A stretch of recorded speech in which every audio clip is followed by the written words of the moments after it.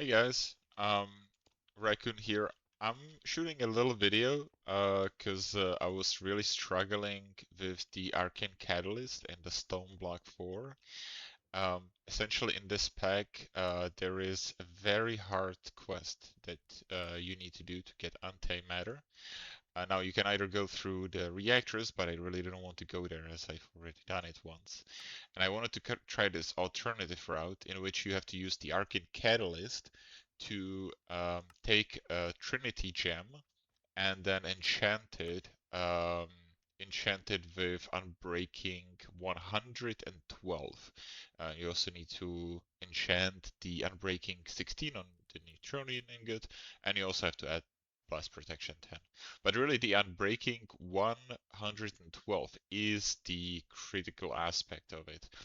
And to do that, you take this Arcane Catalyst, and you need to actually increase the power into it from like an Enderic Laser like this one. And you need to send enough power to it so that it raises this level of how many souls it can catch. And once you actually reach about 2500, that is what you actually need for the Unbreaking, at least based on what I've read online. And to do that, I've tried a lot of different setups. I was using these add-on extenders, and I just could not do it. There was no way I could do that. That was really annoying. I also tried to use the ticker um, from Just Things to speed it up, but no matter what I did with that, it actually does not interact with the indirect laser. I'm not sure how you can do that. I've tried both top block and the bottom block. Yeah, I've tried to like manually pulse it or whatever. Actually, if I just aim it at air, it will consume the liquid, but yeah, aiming it at this Enderic laser, it just like it does nothing. I don't know if that's a bug or whatever. Doesn't really matter because in this pack you get this advanced time wand, and like if you stop powering this Arcane Catalyst once it's over the limit, which is about 50 normally, um, then it actually explodes. Like if there's enough souls and it like falls back the capacity of the Arcane Catalyst below what is actually currently in it, then it will explode. And that's like so you could technically like try to speed up this Enderic machine with the wand, but what I found is that with just a simple critical with kind of basic speed and stuff, you can set it to sneak, right click with the advanced time wand. And as you can see, you can actually load a lot of energy and time fluid into it. So it basically does not become a problem. So this will give you about 100, actually the force energy will be the limiting factor. And that's going to give you around 100 clicks. And by the way, it says 8 times, but actually it's 256 times. Yeah, if you set it to max, it's actually 256. And yeah, and it actually does work. So with this one, it works. It actually is able to speed it up. You can actually kind of like quickly see it. You see 256, and then it applies it again. And that basically makes it a constant energy. Now, one thing that I ran into is that like there's no way you can actually shove that much energy into the Enderic laser. Um, and I have two ultimate cables that are going from that place and that place that are in the end reaching into my main energy storage, which is this ultimate cube. And we're actually not even using that much energy. We're using only about 0. I would say 1 million FE per tick or OP per tick. Um, and I'm using this mycelium generator to actually generate all of that power. It's actually completely busted, this mycelium generator. Like with just a little bit of automation, you can actually get these to be running all the time. No, some of these are really annoying, so I put them a little bit further away. But yeah, you can get them running pretty quickly. And then this is the energy pylon from which you can actually get the energy out of that. And I'm using these universal cables because they're so easy to use. I have 3 of them running like from each side, so I could like just dump the energy into the Enderic laser. But in fact, it's not really needed. Like the universal cable, as you can see, is not really running out of energy. And so even though I have it now connected to two sides, so this is one side that's kind of getting all over the place here, and then this is the other side of the energy pylon. Yeah, I'm not having any issues with it. I think it's really just that the Enderic Laser cannot accept enough energy. And that's what I was running the issue with, because I have a lot of these like efficiency speed add-ons, but like still it was consuming too much with the 256 boost. Um, it was just too much. It was like always running between 0 and 20k FE energy, and then it would just fall back to 0, and it was like cycling like that.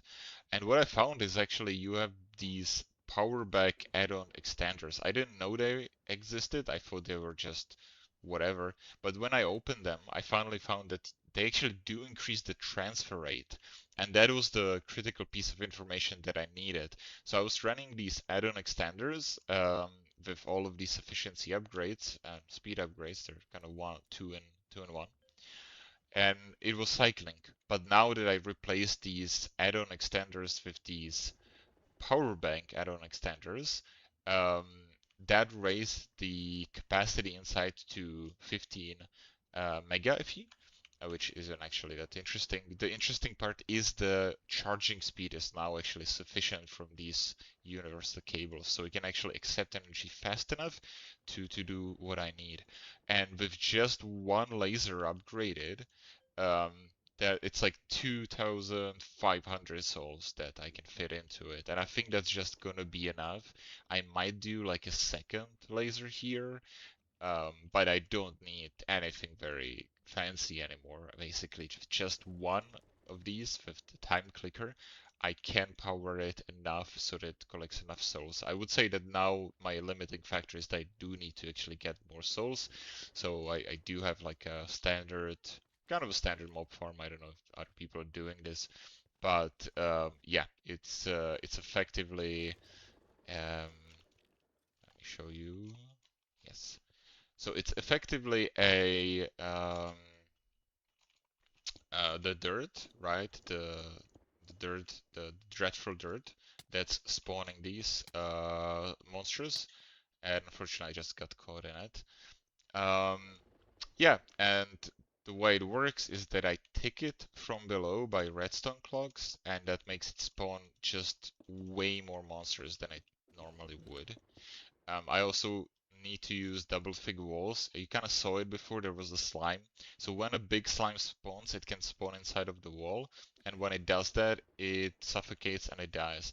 And when it dies, it basically just spawns the small slimes outside of the mob grinder, which really sucks. So on the bottom, I have this double layer of stone everywhere, except for this one. But there's actually not any dreadful dirt there. That it's the mob grinder that's there. And the ticking setup that I have is just these clocks. I think actually with this you tick every single dirt. I could not verify it, but my thinking here is that this actually is outputting onto nearby blocks redstone signal and actually powering them. It's kind of like running a comparator into this block. Um, so I can sort of demonstrate it. Um, no, actually does not work that way, it seems. So yeah, I'm not sure how to actually increase this to have more of these ticking. I suppose I could also put one in between, like that. That could work. So maybe with that I'm gonna get more spawns. I'll probably try that after recording this video. Um, but really the biggest breakthrough that I want to show in this video quickly is the Enderic laser powering the Arcane Catalyst on how to get over 2,500 souls, which according to some guide and review online, that should be enough. If it is not enough, I'm gonna just add a second one. Then I'm gonna have 5,000 capacity and I'm able to do pretty much anything I want with these neutronium ingots and with the Trinity Gem. Yeah, so that's just a video. Let me know if you're curious more about how I set up some of these automation machines. Um, and yeah, happy Minecrafting. Take care.